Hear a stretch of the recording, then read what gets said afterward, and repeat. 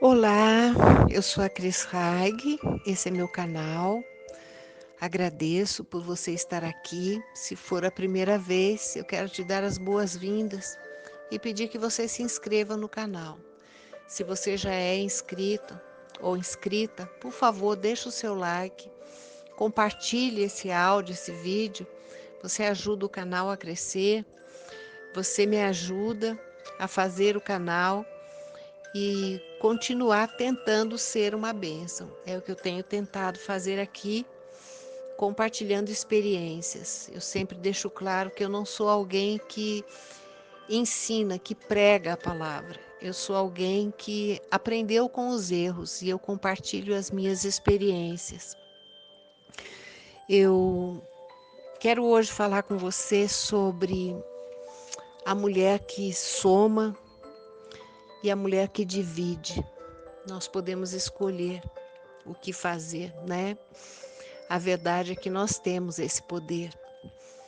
A mulher, ela tem uma importância fundamental na família, como mãe, como esposa, como nora, como sogra, como avó. Enfim, vocês já repararam como nós, ainda que não pareça, como nós temos o poder de influenciar, não é? Quem não conhece aquela situação?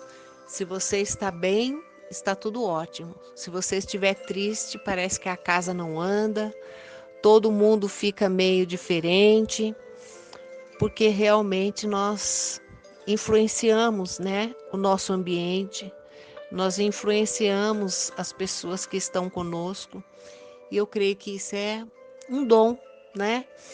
Nós podemos influenciar no trabalho, na escola, na igreja.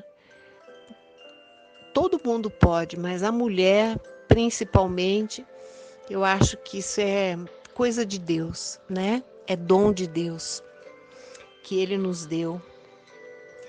E eu quero fazer uma reflexão aqui com você sobre esse poder e como nós estamos usando esse dom, né?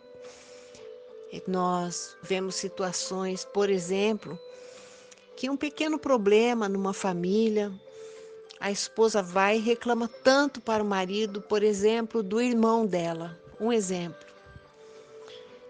E depois ela fica bem com esse irmão, mas o marido já está com a cabeça tão cheia contra esse cunhado que ele não quer mais conviver.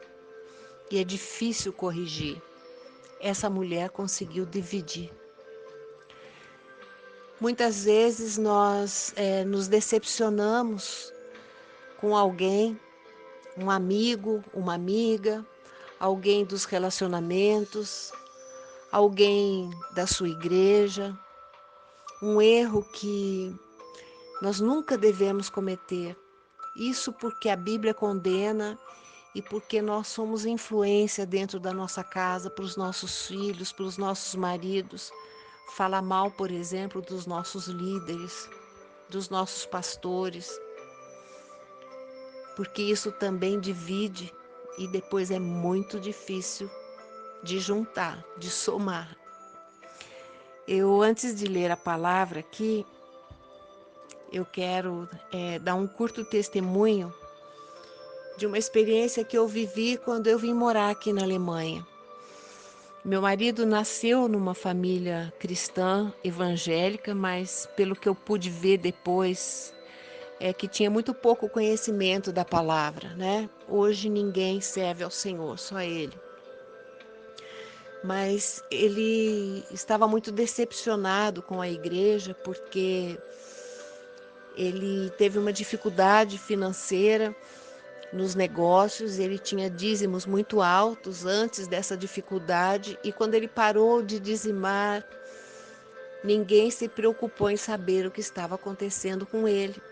Mas uma pessoa foi visitar porque queria saber por que ele não estava dando o dízimo. E isso fez com que ele não quisesse mais ir à igreja.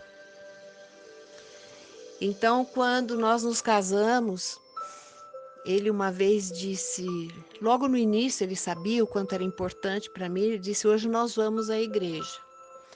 E aí entra a dificuldade do idioma, porque hoje eu falo alemão, mas na época eu não falava, então nós conversávamos somente em espanhol. E quando nós chegamos na porta da igreja, ele perguntou para a pessoa que recepcionou, que horas termina? E esse senhor respondeu, e ele disse, então tal hora eu venho te buscar. E eu fiquei muito chocada, muito decepcionada, porque eu pensei que ele ia entrar comigo. Mas eu fiquei ali, eles dão aquele fonezinho de tradução para você colocar nos ouvidos, e eu ia, e ele ficava em casa assistindo pela internet o culto. E depois ele vinha me buscar, é um absurdo, né? Mas eu não pressionei, eu sabia que Deus ia fazer. E um dia eu estava na igreja, sozinha, e aqui é bem diferente, né, do calor brasileiro. Mesmo sendo uma igreja que tem bastante brasileiros, nunca ninguém vinha conversar, nunca ninguém vinha orar junto. Eu me sentia transparente ali, invisível. Mas hoje eu entendo que tudo foi plano de Deus, foi permissão de Deus, porque eu aprendi muito. E nesse dia eu estava sentindo muita dor na coluna, muita. Eu tenho uma escoliose que hoje eu já não tenho essas dores fortes, mas na época ficar sentada para mim era muito difícil. E os intercessores se puseram à frente da igreja para estar recebendo pessoas para orar, só que a grande maioria dos intercessores eram alemães, e a esposa do pastor e o pastor são brasileiros alemães. E falam fluentemente o português, claro. E eu sempre achei a esposa do pastor uma mulher incrível, né? Uma mulher de Deus, e ela é uma bênção. E aí eu falei com o Senhor, falei, Senhor, me mostre para quem eu peço oração. Tem que ser alguém que eu entenda, o pastor ou ela. E acho que tinha mais uma intercessora brasileira. E eu senti que era ela que ia me ajudar em oração. Então se formou aquela fila e eu entrei na fila. Quando começou a se formar, eu já entrei na fila, então eu era a segunda, porque eu queria que ela orasse por mim. E aí ela ficou ali orando pela pessoa que foi em primeiro, outros foram para o pastor. Vocês sabem como funciona, né? Fica aquela fila de frente para a igreja. E como nunca acabava a oração que ela estava fazendo, outros intercessores terminavam, então eu deveria ir, mas eu fiquei de pé ao lado de uma pilastra e deixava as pessoas passarem na minha frente, porque eu queria, estava esperando para que ela orasse por mim, foi a direção que eu tive. E aí, na fila, tinha uma irmã, uma brasileira, uma abençoada, que começou a falar comigo em voz alta. Por que você não vai? E eu respondia baixinho, porque eu estou esperando para a mulher do pastor orar por mim. Não, mas vai com qualquer um, falando alto. E eu disse, não, eu não falo alemão, eu vou esperar. Não, mas você pode ir, que Deus sabe o que ela está falando. Ela conseguiu irritar o pastor, que estava assim do lado esquerdo, e orando por uma pessoa.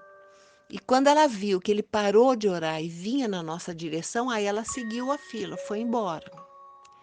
E o que aconteceu? Ele entendeu que eu queria passar na frente das pessoas na fila.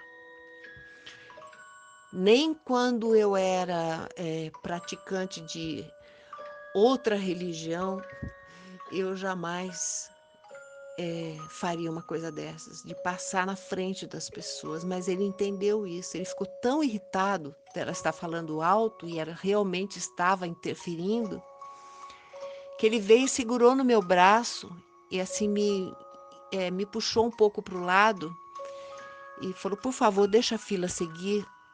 Eu falei, mas eu não estou atrapalhando, estou esperando para sua esposa orar por mim. E aí ele me respondeu, a senhora tem que respeitar a ordem da fila. E aquilo me feriu tão profundamente, porque eu não pude nem me defender, nem explicar. Ele me deixou ali, me puxou para o lado, me tirou da fila. E logo que era minha vez, eu ia para a esposa dele naquela hora. E eu fiquei tão chocada com aquilo, tão triste.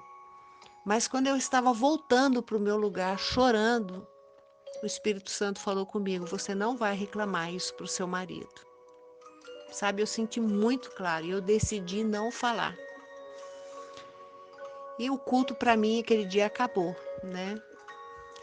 Mas eu fiquei até o final e quando meu marido veio me buscar, a pergunta era sempre a mesma.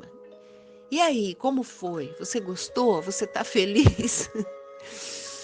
E eu falei, foi bom. Eu não contei isso para ele. Na semana seguinte, o meu marido voltou a frequentar a igreja. Ele foi comigo, ele se consertou com Deus e nunca mais ele se afastou. E aí eu te pergunto, ele é um alemão típico, personalidade, tudo. Se eu tivesse contado isso para ele, ele não teria ido. E talvez nem quisesse me levar mais. Ah, Cris, você está dizendo que você é muito boazinha? Não. Eu estou dizendo que eu ouvi a voz de Deus naquele dia e eu não fui encher a cabeça dele. Porque eu ia somar? Não, eu ia dividir. Eu ia criar um problema que depois eu ia ter que arcar com isso. Então eu quero que vocês reflitam nesse testemunho e eu quero falar com vocês um pouquinho sobre Abigail. Eu acredito que todas sabem, conhecem a história de Abigail. Se você, por acaso, esqueceu, faz tempo que você não lê, a história dela é linda. Leia em 1 Samuel, capítulo 25, fala de Abigail. Abigail era casada com Nabal, e Nabal era um homem grosseiro, ignorante, estúpido e rico. E ele, por ser egoísta, acabou criando um problema muito sério com Davi. A história é bem comprida, mas é muito bonita. Se fosse você, lia outra vez para recordar. E Abigail foi a pessoa que salvou a vida do marido com a atitude dela. Ela interferiu para apaziguar. Ela consertou uma grande bobagem que o marido fez e ele ia morrer por isso. E ela se humilhou diante de Davi. E aconteceu que Davi acabou aceitando as desculpas e o presente que ela levou, se justificando. E futuramente o marido morreu e ainda Davi se casou com ela. Mas eu quero ler para você aqui o versículo 40, 41 e 42 do capítulo 25. Vindo os servos de Davi a Abigail, no Carmelo, lhe disseram, Davi nos mandou a ti para te tomar por mulher. Ela se levantou, inclinou-se com o rosto em terra e disse, para servir-te e para lavar os pés dos servos do Senhor. Abigail se apressou, levantou e montou num jumento, acompanhada por suas 5 moças, seguiu os mensageiros de Davi, que a recebeu por mulher. Aqui fala do casamento, né?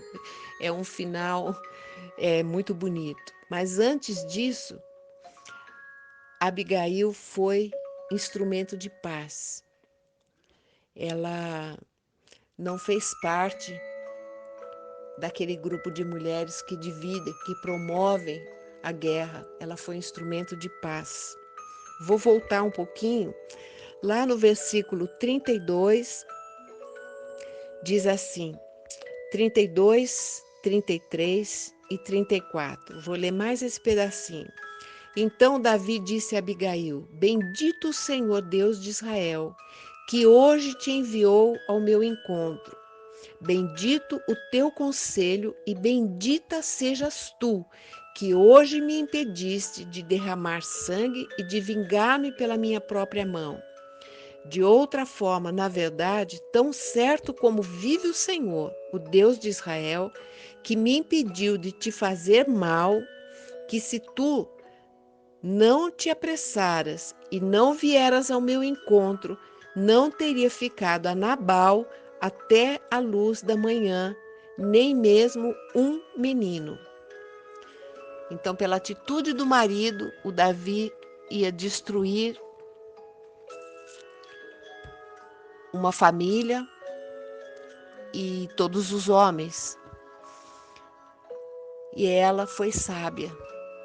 Ela teve orientação de Deus, ela ouviu a voz de Deus e foi instrumento de paz. E acabou depois ainda sendo esposa de Davi, né? Tudo isso que eu estou falando aqui, minhas irmãs, minhas queridas, é muito difícil às vezes. Nós sermos mais humildes, nós calamos, em vez de abrir a boca e multiplicar a contenda, aumentar o problema. É difícil às vezes nós irmos para a oração, para o joelho e pedir ao Senhor sabedoria para lidar com essas situações. Mas nós mulheres, nós temos esse dom, nós temos esse poder, nós temos a possibilidade de ser instrumentos de paz. Então pense bem, reflita bem. Eu não estou falando para você esconder do seu marido o que acontece com você. Absolutamente, eu contei a minha experiência. É claro que tem outras situações que eu compartilho com ele, sim. Mas tem coisas que nós devemos perguntar antes de falar. Perguntar: é importante que eu fale isso? É importante compartilhar isso? Será que vai acrescentar alguma coisa? Eu tenho hoje comigo uma regra muito básica, muito objetiva.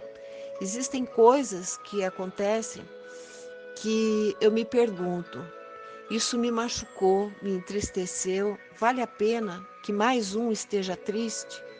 Porque se eu estiver triste, um pouco machucada, eu vou orar, isso vai passar.